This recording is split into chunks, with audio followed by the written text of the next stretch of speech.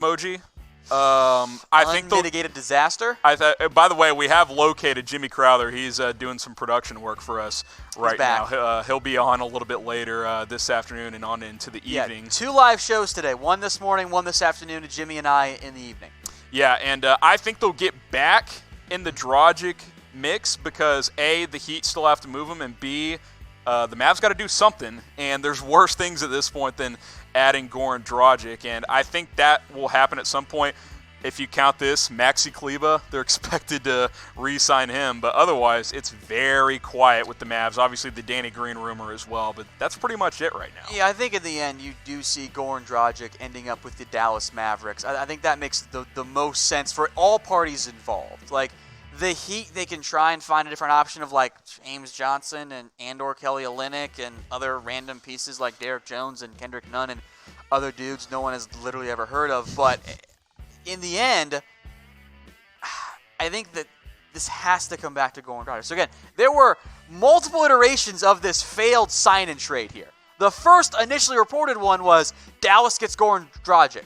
Yes. And Sixers get Josh Richardson, Heat get Jimmy Butler. Everybody feels okay about it. Yeah, and financially it works. Mavs can take on the Dragic contract, and it makes room for Miami to sign Butler. Well, then things changed because then the second report was actually Dallas is not going to get Goran Dragic. So they're going to get Kelly Olynyk and Derrick Jones for reasons that I do not understand. And my favorite part of this isn't just they're not going to get Dragic, is we don't want Dragic from the Mavericks' point of view. We'd rather have, quote, high-flying Derrick Jones and Kelly Olynyk, who, by the way, does even the above-average NBA fan know who Derrick Jones is? If you follow the Dunks closely, you do. And I'll make note here, there has to be another piece, maybe going to Philadelphia or to Dallas, of like just a random, like a Kendrick Nunn caliber player. Yeah. That would make it legal, but the money doesn't quite work out on that front. So here's where we currently sit with the Jimmy Butler Richardson sign and trade. Has to be a third team to come in here. I still think it comes down to the Mavs because the Clippers don't want to do that. The Lakers, I don't think, want to do that. I'll give the Lakers like a 5% chance of getting in the mix there if Kawhi passes because they have to fill out that $32 million in cap space.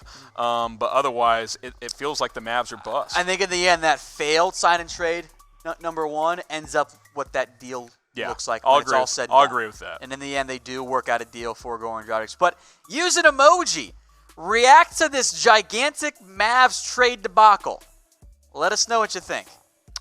Thumbs down. Let's just keep it simple, right? It's just thumbs down. I've got facepalm. Facepalm, thumbs down. Any other emojis? Not really necessary. If it counts as an emoji, the what emoji? W-A-T? Yeah, which we use here, but I don't think actually exists as an emoji. Facepalms rolling in there. A lot of laughy faces. The poop emoji. Poop emoji also makes sense. Some thumbs down, some side-eye faces there. Lots of facepalms. Tornado, which is a weird flex. Clown also works. Fire from, I assume, a non... Big Spurs fan there. Big Spurs fan. The fire emoji. Lots of clowns, lots of poops emojis, which I think makes sense there in the end. But as we kind of hinted at, Harrison, Dragic, I think, in the end, is going to end up on the Dallas Mavericks. Yeah, look, they need a point guard outside of Luka because Luka's going to be their primary playmaker. Yeah. But you would like to keep Jalen Brunson as your second unit point guard. So you bring in Dragic, even if it's just for this year because he's entering the last year of his deal at $19.2 million. You plug him in. You let Luka, because Luka's load management was so high last year, his usage rate. You'd like to keep that a little lower. Dragic can certainly help in that area. Veteran point guard, you look at what he did last year, the numbers were down, but he was an all-star 2 seasons ago. It's not like he has nothing left in the tank, battled some injuries a year ago. So I think this makes sense for the Mavericks to plug him in as your point guard. You got Luka, you got Kristaps, Tim Hardaway's in there, Dwight Powell, who they just gave an extension to. So, there's worse rosters with this. I think they're going to bring back J.J. Barea to come off the bench, too, as he recovers from that Achilles. You got Justin Jackson. We'll see what happens with Courtney Lee there. I still think they stretch wave him. But that's not the worst starting 5 I've ever seen. You can do worse than that. And you still have money to spend, too. Yeah. So you can go get a Danny Green. And if you're Dallas, look, if you punt on this Goran Dragic deal, you might end up with nobody. Yeah, that's even worse. I mean, we the free agent available list is very thin. It's not good. I mean, Rondo's one of the top point guards, and he ain't coming back to Dallas. So you're saying there's a chance? I'm not saying there's a chance. Harrison saying there's a chance. So should the Dallas Mavericks trade for Goran Dragic? Type Y for yes, N for no. I know this was not the ideal outcome. This wasn't plan A, B, C, D. It might not even have been plan F, quite frankly, for Dallas. But at this point, I think you can do it. I know $19 million is probably too much for him in a bubble. It's 1 year, though. I mean, you can regroup after this year, and we'll see what happens. It's yes because you have no other option, right? Like, it's what else are you going to do? So I think it's definitely a yes. Mostly Y's flowing in here. Handful of N's, but the yeses have it. And usually I think it's an overrated aspect of things like this, but I think his impact on Luka could be significant. Yeah, I mean, that's the countrymen together, thing. Slovenia right there. I think that it makes sense, not just because you need a point guard. I think he would have some veteran impact as well. All right, next up here in terms of the Mavs' potential targets, that's Danny Green, who's waiting on Kawhi to make a decision. The report is the Mavs are the front runner, although we know how that goes for Dallas at this point. If Kawhi leaves, of course, and it's Toronto or bust for Danny Green if he's playing with Kawhi. It sounds like what I mean is if Kawhi leaves Toronto, it looks like Danny Green will be going elsewhere, and the Mavericks, according to Windhorst, are one of those teams, if not the top team in the mix for Danny Green. Look, they need three-point shooting. 45% three-point shooter Danny Green was last year. He's a guy that's been a part of multiple championship teams. This would be a great recovery at this point for Dallas to add a guy like Danny Green. Chris Jones wants to know if Kawhi and Danny could be a package deal, maybe for Toronto. Yeah, not in Dallas. Look, financially, they can, but Kawhi's not coming to Dallas. Yeah, that one's not going to happen. So, and I guess it could maybe happen for LA, but I think at that point Green might take bigger money to come to Dallas at that point. Yeah, I don't think he's going to LA because he can get more money elsewhere. So there are scenarios in which Danny Green ends up pairing with Kawhi Leonard, but I don't think it's a package deal like, yes, this is going to happen. Yeah, I think it's only Toronto they stay together. So again, the Mavs want Danny Green. Of course, Toronto wants to bring back Green, and the Lakers also make sense. Go figure, the teams with some of the most cap space available. Yeah. I wouldn't get the Clippers soaped up either. No. Speaking of the Clippers, let's go through the swings and misses for Dallas as they struck out with maybe the bases loaded last in terms of the opening day. Didn't even have a meeting with Pat Beverley after all the buzz leading up to free agency. So, okay, again, I know Dallas is like, they didn't even get meetings with anybody, but let's not kid ourselves here. They also did get meetings. Okay, they were just behind the scenes meetings. Okay, that don't count. They lost. Tampering doesn't exist. They lost one of their top targets on the first day of free agency. Yes, that's my point. Like, not only they had a meeting in air quotes, but it sounds like they really weren't even in the mix for Beverley. Like, he went back to the Clippers on the night of free agency. Quick, yeah. So, I mean, that's a pretty big disappointment for the Mavericks. They also missed on KEMBA Walker. They actually might not have gotten a meeting with him. Look, this is, and I'll hold off on my rant for a little bit longer here. But KEMBA had been the plan for Dallas. Like, for months. We're going to get KEMBA. And then in like a period of maybe 48 hours, it went from Dallas is the biggest threat to Boston got him. Yeah, it went from Dallas or Charlotte to Boston dark horse team to KEMBA to Boston on the max. Like, in a matter of like 30 hours. And look, from KEMBA's point of view, to be the main guy in Boston or to come to Dallas and try to be a part of a three-player tandem with Luka and Kristaps, like, I mean, obviously he's choosing Boston in that scenario. So another swing and miss for the Mavericks, who, again, we're keying in on KEMBA Walker. I see a lot of zeros on this one. Look, here's the thing with Dallas. I think it is absolutely a zero. Because they have botched this from the beginning. Yeah. From top down. I haven't seen many criticism. Mark Cuban's got to take an L here. Yeah. And frankly, he's got to take several L's going back years here. Well, and especially because what have we been hearing all year? It's going to be different because now you have two young stars. It's not an aging Dirk you're pitching free agents to. It's Kristaps and Luka. Well, where are the free agents at, Cubes? Like, they really haven't been close to getting anybody on board. Dallas needs to adjust its philosophy here because they are convinced that they are a destination.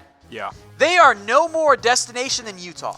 Plain and simple. I think or Denver. I think until we see Luka and Kristaps play multiple years together and at a high level, free agents aren't going to view them seriously. Even then, I don't think you can consider that an outcome here because we've seen this time and time again. We saw the Mavs coming off a championship. We don't need to change that. we're going to get somebody. Yeah. And they got nobody. Fair. And they are on the verge of doing the exact same thing here. And we're going to get somebody. And it's dangerous long term because if 3 years from now you haven't made progression as a franchise and you're kind of floating in that chasing the 8 seed with Kristaps and Luka might leave. Like if they're not hot, consistently in the mix in the West within 2 years, he's going to look at other options, and then you're talking about the ultimate disaster for Dallas. Look, I don't think this has gone well for Dallas, and they have missed on so many options. The top down turns like, oh, this is their plan. We're going to get Kemba and Al Horford. Never came close. No. We're going to get Tobias Harris on less than a max. That was delusional from the start. Yeah. We're going to get Patrick Beverley. Swing and a miss on that one. Yeah. It's fine. We're still gonna sign somebody, and now maybe Brogdon. We're going to get Malcolm Brogdon. Not even that. We view Brogdon as a backup option. No. You should have keyed in on a guy like Malcolm Brogdon. Again, I go back to your point. I think they're a delusional franchise. I'll mix metaphors here, but they're sitting at the plate here, taking big swings on Kawhi Leonard, on big swings on Kemba Walker, on Tobias Harris. They're sitting fastball on Patrick Beverley. I'm going to take the pitch. Julius Randle comes up there just like, I'm taking the first pitch, and it was a low-hanging curve over the middle. What should Mavs fans be drinking right now? What are they drinking right now? What would you be drinking if you're a Mavs fan? Yeah, what Everclear? Everclear shots? Line them up? We don't recommend that, by the way. You didn't hear that from us. But this has been bad, man. Like, I don't want to do the ultimate overreaction, kind of like I just did, and saying you could lose Luka if this happens for a couple more years. But here we are. The free agent market's dried up. Look, now they can definitely salvage this if they land Goran Dragic and land Danny Green. Willie Cauley-Stein's a guy I think they should go after at the center position.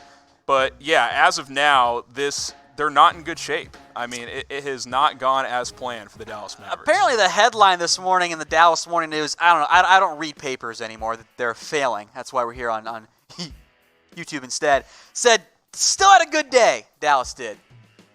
Did they, though? No, they didn't, because Porzingis was a foregone conclusion. Yes, of course, they commit 5-year, $158 million max deal. By the way, a side note there's not any injury protections like the Joel Embiid deal. There was some speculation that Dallas may try to do that. They can't afford to try to do that. They just have to get whoever they can get. And look, yes, having Kristaps is a good thing, but you already had him. It's not like that's something new, right? Like, you traded for him last season, and yeah, people listed him as an official free agent. Sure, he was restricted. He was never going anywhere else, though. So, yeah, kudos, you get back your guy, but it's not like that was unexpected. They didn't do anything extra yesterday. And they also extended Dwight Powell. That does not take effect this year. That'll take effect next year on a 3-year, $33 million deal, which it's nice. Yeah, I think it's good value, honestly. 11 per. I thought he'd be more in the 13, 14 per year range for Dallas. So basically it's 4-year, 44, because you got him at just under 11 this year. So that's a good, controllable young asset right there. Maybe down the road you can use him in a trade. But, yeah, I mean, look, the Mavs' current lineup, Brunson, Hardaway, Luka, Powell, Porzingis, it doesn't look awful on the surface, but that's not getting you in the playoffs. Look, the Dallas Mavericks here were trying to build a s'more in their offseason. They had the graham cracker of extending Dwight Powell. Kristaps Porzingis was coming. That was a foregone conclusion. That's your marshmallow. But where's the chocolate? Yeah. You don't have anything. Now you're just sitting there eating a graham cracker with marshmallow, and who actually wants that? That's gross. So it's a colossal disappointment right now. You know, it's been a disaster for the Mavericks when Tom Downey is doing s'more references when trying to piece together what the Mavericks. My on-the-fly analogies are always on point. That was not one of your better. That was the best one I've ever had. That was questionable. That was great. We'll see if they can finish that s'more out. Don't know why I went to s'mores. By the way, is the first thing that came to mind. Again, are the Mavs the biggest free agency losers so far? Type 0 for yes, 1 for no. Yes, they have Kristaps. They have a great young core, but this is free agency. This is a huge disappointment. Especially, again, talk about the past all you want and that swing and miss. The expectation was, at worst, they're getting middle-tier guys like a Pat Beverley. And if Danny Green goes elsewhere, there's no one else. Yeah. Like, your trade for Dragic is literally your last option at that point. So this has not gone as expected. But it's okay, right? Because they're bringing back Maxi Kleber, apparently. Okay. This kind of falls into the Dwight Powell kind of. We're getting like, these are fine moves. These are filling out the roster moves. These are, okay, I got another one for you. All right. So you have plain vanilla ice cream with Kristaps and Luka. Intentional analogy there. All right. Maxi Kleber and Dwight Powell, those are like the sprinkles. But you don't just want vanilla ice cream with sprinkles when you've got all kinds of toppings available. I'll give a better analogy. You've got peanut butter, whipped cream, you got gummy bears, you got all kinds of Oreos, you got everything out there. And instead of just going to go, I want plain vanilla ice cream with sprinkles. No, you know what you're getting? You're getting a steak meal without the steak. You're getting all the side dishes. You're getting the mashed potatoes there? Is that what you're saying? Okay. Like Kristaps is your mashed potatoes because, he's a good player, but you already knew you had him. Like, there's no steak, though. Where's the steak? All right, so who will the Mavs end up getting? Let us know in the comments section there. Look, I do think Dragic comes. I think that helps in a big way, but they need more. Go get a center. Yeah, Willie Cauley-Stein, Danny Green, top 2 free agents I would look at, and then the trade for Dragic. Those are kind of the 3 guys I would key in on if I was Dallas.